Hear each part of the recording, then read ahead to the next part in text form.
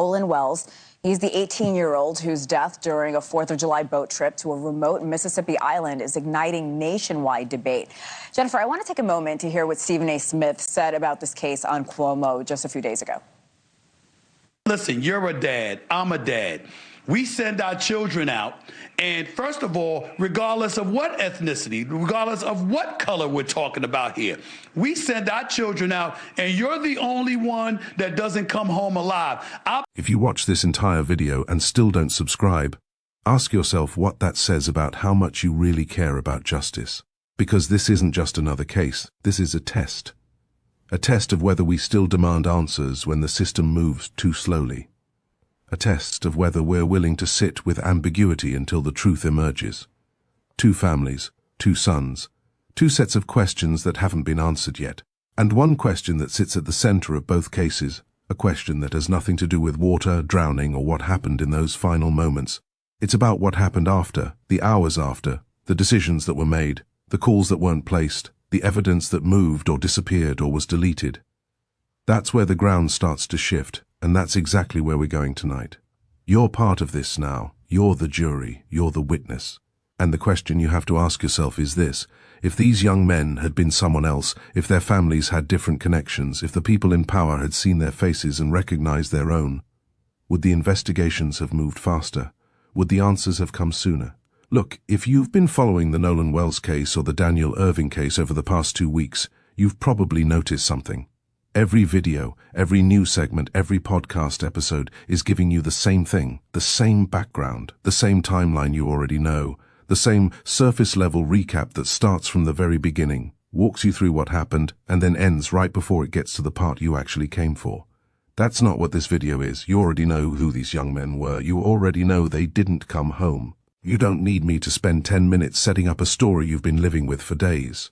What you probably haven't seen is someone sit down with you and walk you through it line by line.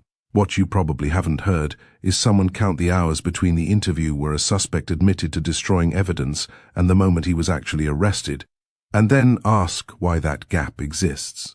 What you probably haven't seen is someone take the GPS data, the towing call audio, and the witness contradictions in the Wells case and lay them next to each other so you can see where the seams don't meet. That's what this video is. No filler, no background you already have, no speculation dressed up as analysis, just the new evidence, the new arrests, the new contradictions, and the questions that, as of today, nobody has answered publicly. 2 cases, 2 families, 1 attorney now representing both, and a set of facts that just changed everything.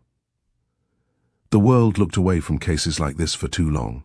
Don't look away now. Every person who subscribes is a witness. And witnesses are what the dead deserve. Let's get into it. July 8th, 2026. A warrant affidavit is stamped in Dallas County. July 9th, Lucas Roa is arrested. Same day, a 16-year-old juvenile is taken into custody.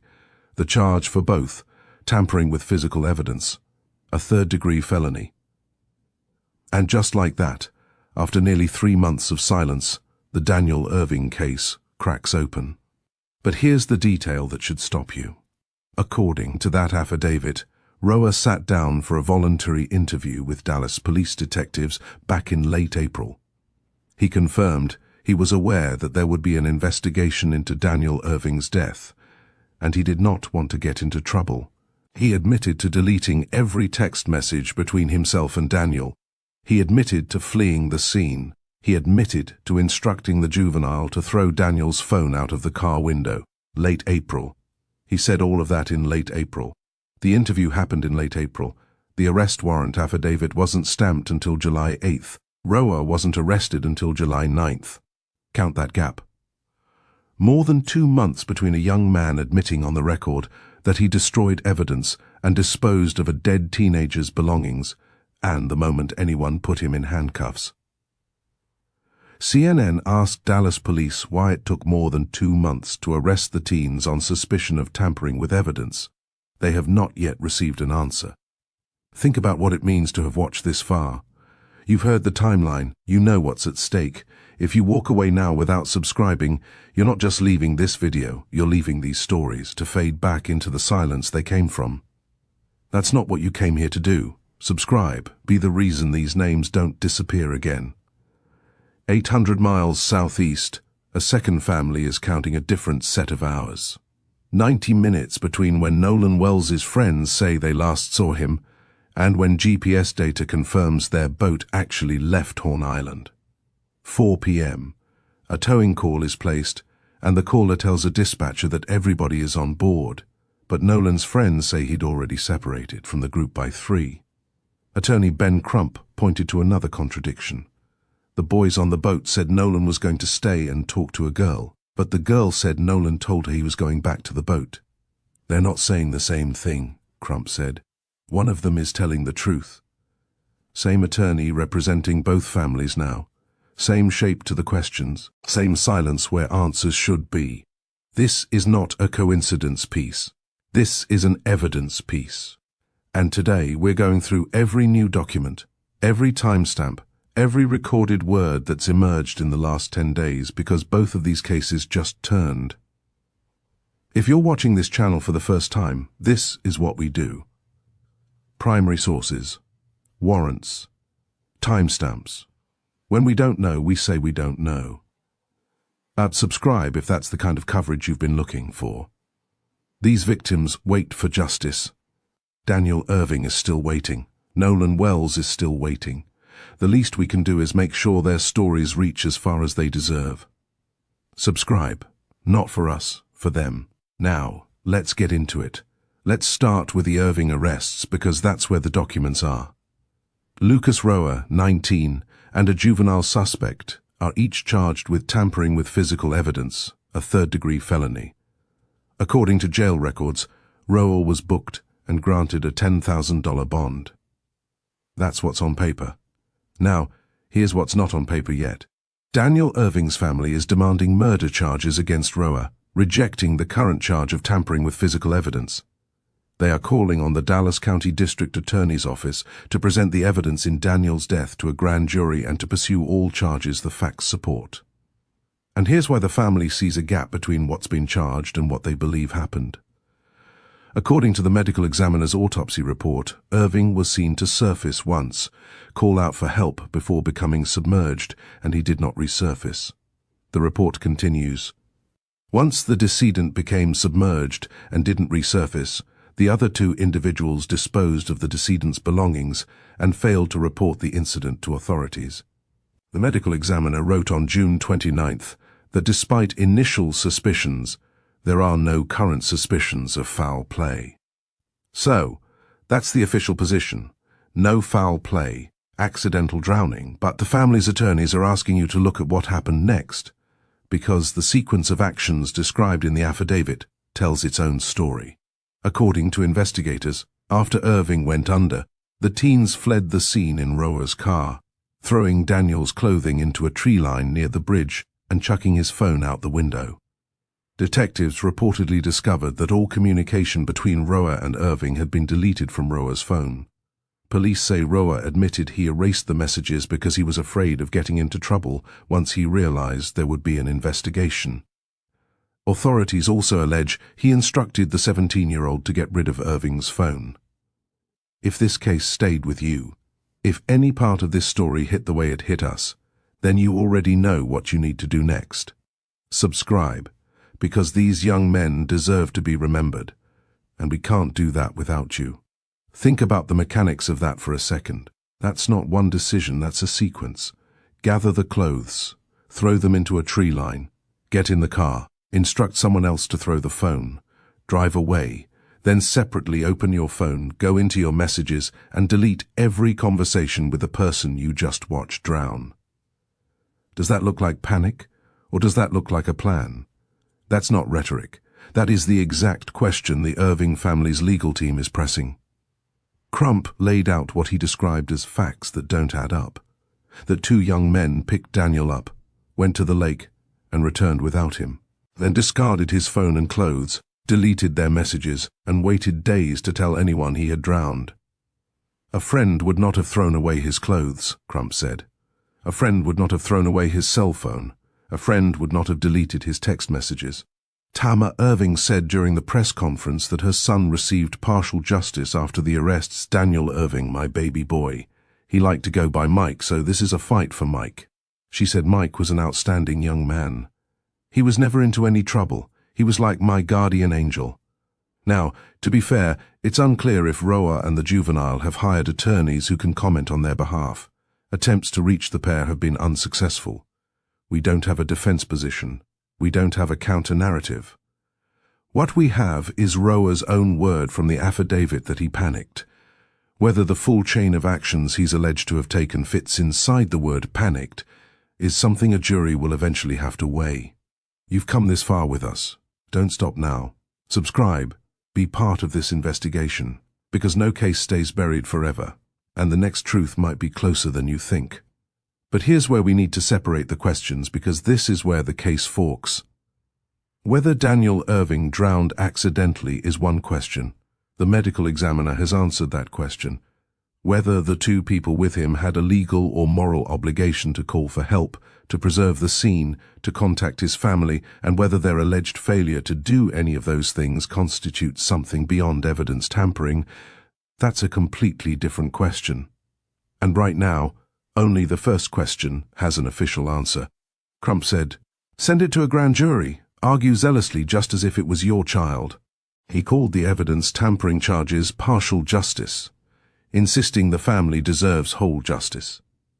Dominique Alexander, founder of the Next Generation Action Network, said in an open letter to Dallas police, "The family believes the urgency they requested was not met during the critical early stages of the investigation.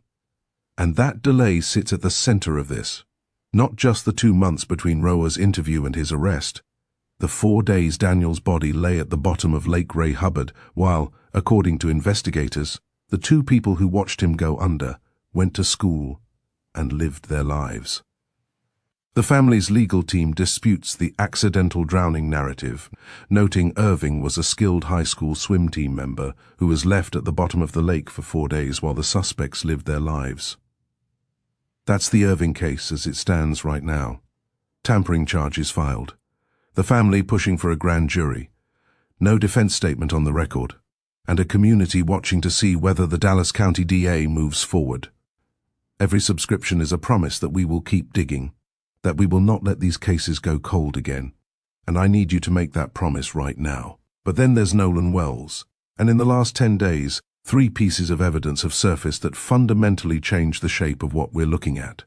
The first is the GPS data from the Mississippi Department of Marine Resources obtained by CBS News tracks the movements of the boat that carried Nolan Wells to Horn Island on July 4th. The vessel left a dock at approximately 9:56 a.m. that morning and arrived at Horn Island at 11:14 a.m.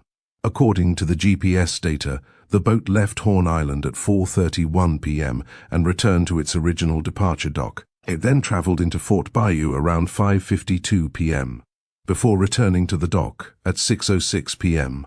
Later that evening, the boat went to the Fort Bayou boat launch at 7:19 p.m.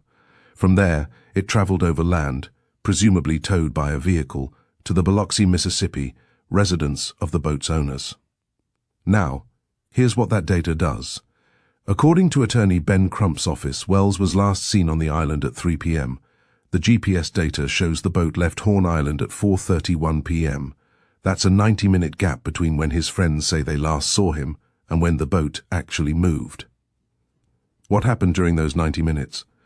Nobody has publicly answered that. And then notice this. The vessel did not stay parked when it reached the mainland. The data logs track a secondary departure minutes later. The crew navigated inland toward a completely separate waterway. The digital tracker records 2 independent trips to Fort Bayou. The first short run happened around 5:52 p.m. A second run went to the local launch area near 7:19 p.m. Why? Why, after returning from an island where your friend is now missing, do you take the boat out again twice to a different waterway? Those aren't rhetorical questions. Those are the questions investigators are now sitting with. The only way stories like this continue to be told is if people like you choose to care. And if you're still watching, I know you care. But caring isn't enough. Caring has to mean something. Caring has to lead to action. Subscribe. The second piece of evidence is the towing call. The malfunction was experienced around 4 p.m. In the audio, a dispatcher asked the caller whether everyone on the vessel was in good health. Yeah, everybody is on board, the caller reportedly explained, noting the head count as 7 people. The vessel's operator then told the dispatcher, "Hey, we're at the west tip of Horn, and our bilge pump stopped working. We're sinking, can you all please come?" Now, sit with that for a moment. If Nolan separated from the group at 3 p.m., as his friends maintain, then at 4 p.m., when the dispatcher asks if everyone is on board, and the caller says, yeah, everybody is on board, what does that mean? There are a few possibilities. The caller could have meant everyone currently on the boat. He could have been speaking loosely. He may not have been thinking about Nolan at that moment. But there's another possibility, and it's the one the family is pressing, that everybody meant everybody, including Nolan. Crime scene investigator Cheryl McCollum said that data will be key to verifying the boys' accounts, since they had already spoken to family members and investigators before the tracking records were public. If their story does not match completely with what that boat did, then they're going to have a problem, McCollum said. And that brings us to the third piece, the contradiction. Crump has highlighted a central contradiction. According to him, Katie allegedly told investigators Wells said he was returning to his friend's boat. His friends, meanwhile, reportedly claimed Wells told them he was staying with Katie. Which one is it? Somebody must not be telling the truth. Those two statements cannot both be accurate. One person is wrong or one person is lying. And right now that contradiction is sitting at the exact center of the investigation. Because if Nolan intended to get back on that boat, then the question of why he didn't just became a very different question from the version where he chose to stay. You stayed until the end. You heard their names. You heard their mother's pain. Now do the only thing that makes sense. Subscribe. Because they deserve to be remembered. And we can't do that without you. Treston Shepard, who was with Wells during the group trip to Horn Island, told ABC News that the voice heard shouting in a widely shared video clip is his own, not Wells's, and that Wells doesn't appear in the video at all. Shepard says, "We did no wrong here, and we don't understand how we're getting so much hate behind us. We all cared and loved Nolan, and nobody wanted to see Nolan die. Nobody wanted to see his life be taken so short." To be fair, Shepard has cooperated with investigators. He's made public statements. He's denied wrongdoing. That's on the record. But cooperation and clarity are not the same thing. And right now, the GPS, the towing call, and the Katie contradiction are 3 data points that don't resolve into a clean story, no matter which direction you read them from. The afternoon of July 15th, Sheriff Ledbetter confirmed that the Federal Bureau of Investigation is assisting his office with examining the digital evidence collected so far. Ledbetter said this isn't out of the ordinary, as Horn Island is on federal land, and the sheriff's office frequently works with the FBI.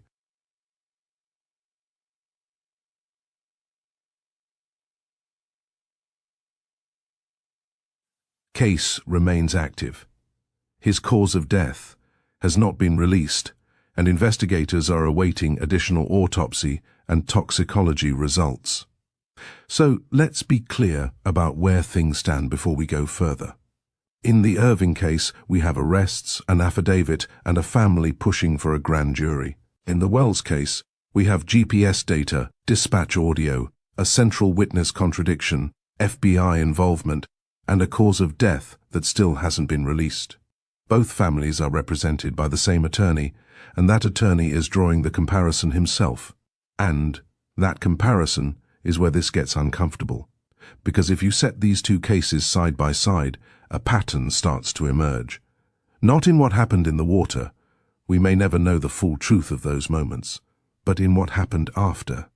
The hours after. The decisions that were made. The calls that weren't placed. The evidence that moved or disappeared or was deleted. That's where the ground starts to shift. And that's exactly where we're going next. These stories waited for someone to tell them. The least we can do is make sure they reach as far as they deserve. Subscribe. Not for us, for them, for every young person who never got to tell their own story. Let's talk about the phone. not metaphorically, literally, because in both of these cases a cell phone is at the center of what doesn't add up, and when you put them side by side, the parallels stop being coincidental and start becoming structural. In the Irving case, according to the arrest affidavit, Roa instructed the juvenile to throw Daniel's phone out of the car window after they fled the scene. Roa then deleted every text conversation he had with Daniel from his own device. That's in the affidavit. That's what investigators say happened. The phone was disposed of, the digital trail was scrubbed, and 4 days passed before anyone outside those two people even knew Daniel was gone. Now turn to the Wells case. Nolan's cell phone was not recovered with his body. It was reportedly left aboard the boat that had taken the group to Horn Island. But here's what makes this different from simply forgetting your phone somewhere. Nolan's mother, Christine Wansley, tracked the phone using Life 360, a GPS monitoring app. She found that the Life 360 location showed something completely different than what Snapchat was showing. Life 360 indicated the phone was back on land. Snapchat showed a different location entirely. Those two apps were reading the same device and giving different answers. Think about what that means for a second. If the phone's location data is inconsistent across platforms, that's either a technical glitch or it's evidence that the phone was handled in a way that created conflicting data points, and right now, nobody has publicly resolved which one it is. But it gets worse. According to his mother, when the family finally got Nolan's phone back, she and her sister went through it. She said they checked his Snapchat. He had 2 accounts, both were empty. Nothing from July 4th, no videos, no photos. She said on Good Morning America, it wasn't even 24 hours, which is how long videos and pictures stay in Snapchat. She knew her son. She knew he used that app constantly, especially when he was having fun, and this time, she said, there was nothing.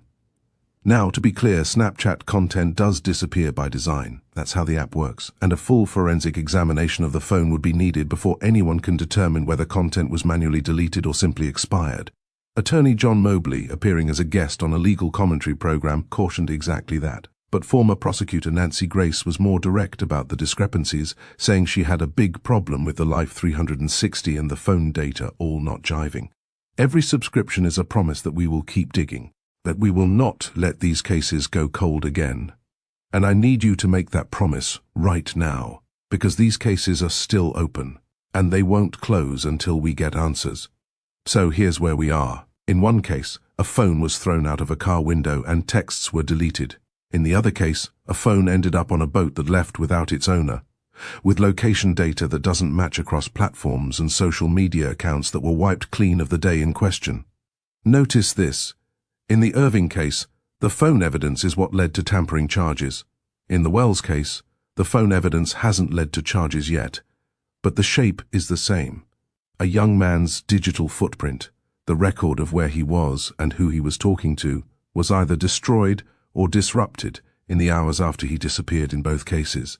Now, whether that's coincidence, panic, or something else, that's the question investigators are sitting with. But let me bring in the expert perspective here, because this is where the legal distinction matters. Crime scene investigator Cheryl McCollum, who reviewed the GPS data and dispatch audio in the Wells case, made a critical observation.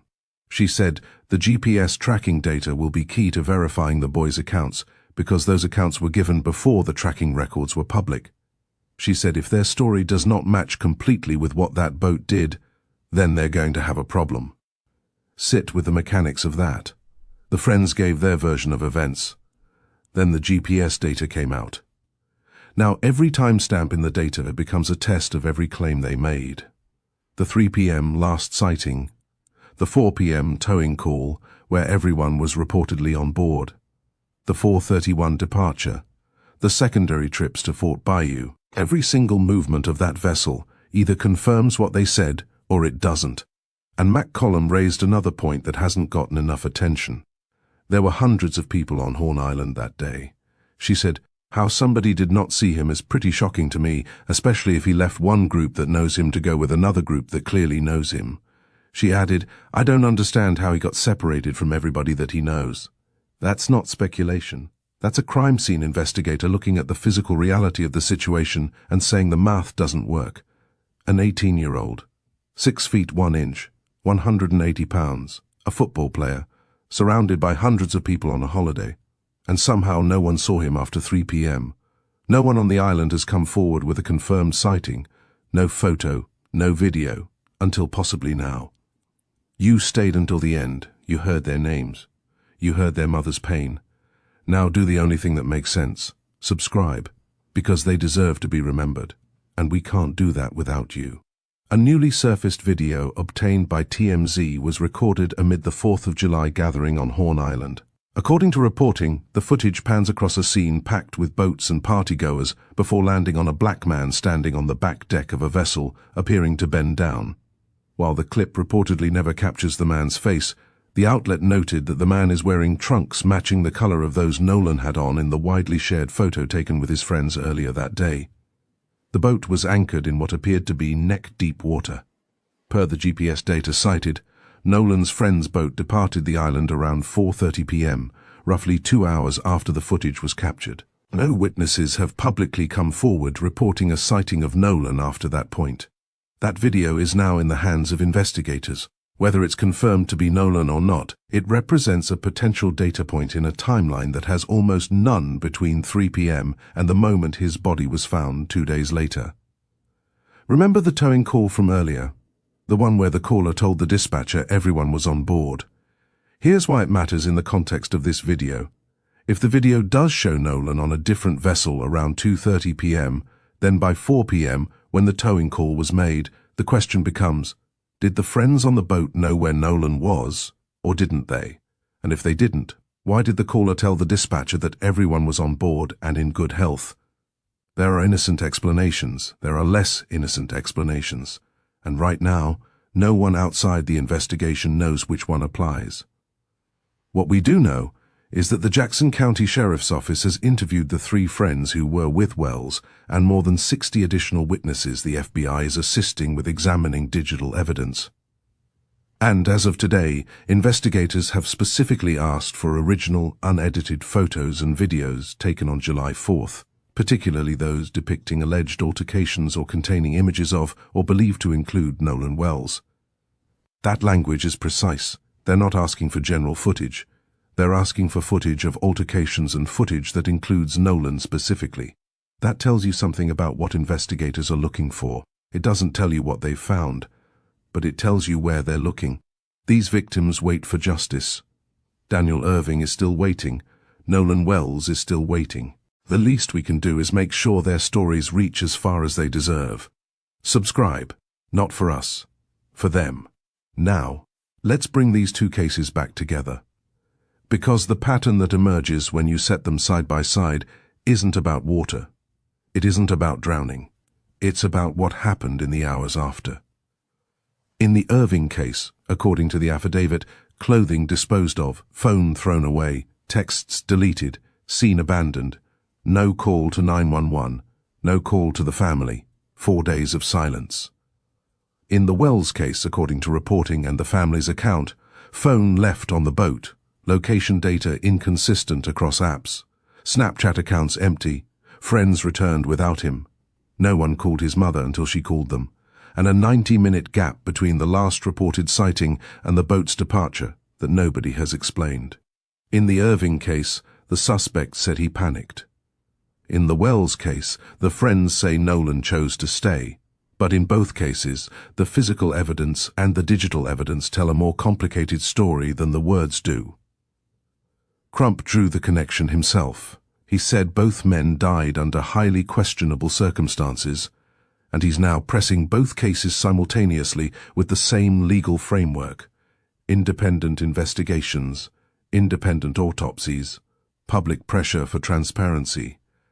And that brings us to what each family is actually asking for, because it's not what you might assume. If this case stayed with you, if any part of this story hit the way it hit us, then you already know what you need to do next.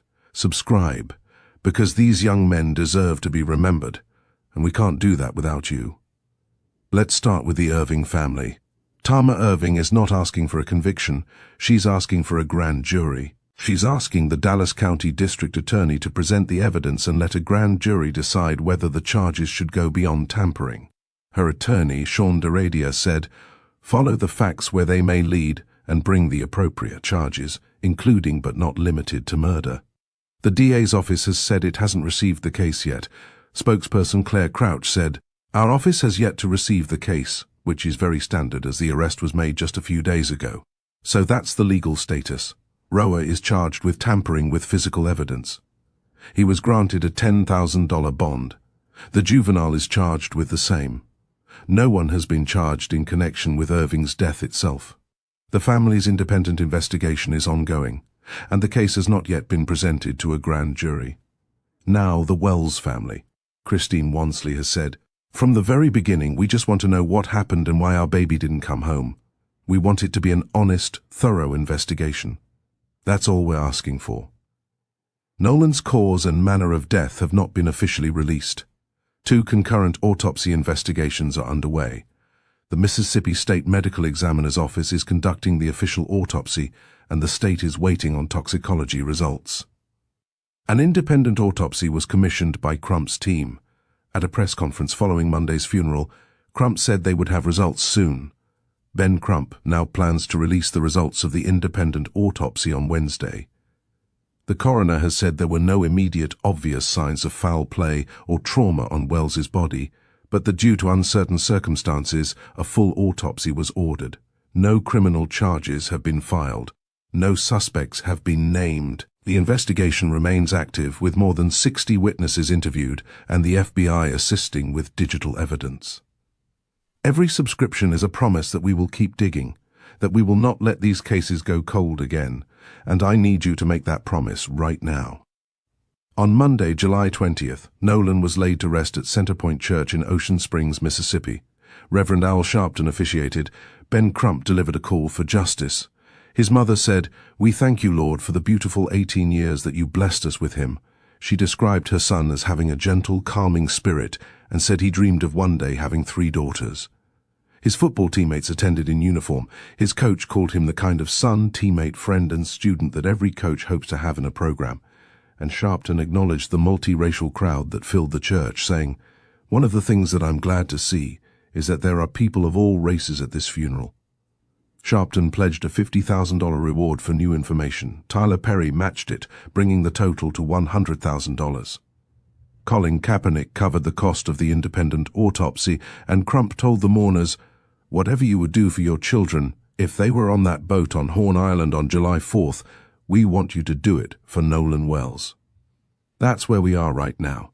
2 families, 2 sons, 2 sets of questions that haven't been answered yet, and $100,000 on the table for anyone who has information that can help answer them. The only way stories like this continue to be told is if people like you choose to care. And if you're still watching, I know you care. But caring isn't enough. Caring has to mean something. Caring has to lead to action. Subscribe. Let's be precise about what's been concluded and what hasn't. In the Erving case, the medical examiner has ruled the death an accidental drowning. 2 suspects have been charged with evidence tampering. The family is pushing for a grand jury and murder charges. The DA has not yet received the case. In the Wells case, no cause of death has been officially released.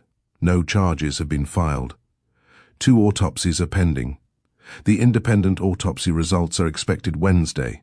The FBI is assisting and investigators are actively seeking footage and witness accounts from July 4th. Both families are represented by Ben Crump. Both families have commissioned independent investigations, and both families are asking the same fundamental question, not a verdict, a process. An investigation that treats their son's life as if it mattered as much as anyone else's. Now, here's where we leave it. Daniel Irving was 18. He liked to go by Mike. He was an honor roll student and a swimmer. His mother called him her guardian angel. Nolan Wells was 18. He played wide receiver. He had a gentle, calming spirit. He wanted 3 daughters. His mother told the church on Monday, "Share his stories and never stop saying his name." 2 families buried their sons. 2 sets of friends who were there that day have given accounts that, according to the evidence available, don't fully hold together. 2 phones that should have told the story of what happened are either gone or compromised. And one question sits at the center of both cases. The same question we started with today. In the critical hours after each of these young men disappeared, did the people around them act like witnesses? Or did they act like people with something to hide? The GPS data has its answers. The dispatch audio has its answers. The affidavit has its answers. But the full truth, that's still out there. And on Wednesday, when the independent autopsy results in the Wells case are released, this story may shift again. We'll keep following both of these cases until there are real answers. Not theories, not speculation. Answers. You stayed until the end. You heard their names. You heard their mother's pain. Now do the only thing that makes sense. Subscribe. Because they deserve to be remembered. And we can't do that without you. If this kind of coverage matters to you, subscribe so you don't miss the next update. And here's what I want to leave you with. Now that you've heard the GPS data, the towing call, the phone discrepancies, and the arrest affidavit, what stands out to you most? What's the one detail you can't stop thinking about? Put it in the comments. Because the thing about cases like these is that the public record only gets stronger when people pay attention. And right now, 2 families are counting on exactly that. Christine Wansley said it best. Share his stories and never stop saying his name. Daniel Irving's mother said it too. This is a fight for Mike. These young men are gone. But their stories, their names, don't have to disappear with them. That's what subscribing means. It's not a favor to us. It's a promise. A promise that you will keep watching, that you will keep caring, that you will keep demanding answers until justice is done. So I'm asking you, not for me, not for this channel, for Daniel, for Nolan, for Tama Erving, for Christine Wansley, for every family that's still waiting for answers, for every young person who never got to tell their own story. Subscribe, because no case stays cold forever, and the next truth might be closer than you think. We'll see you in the next one.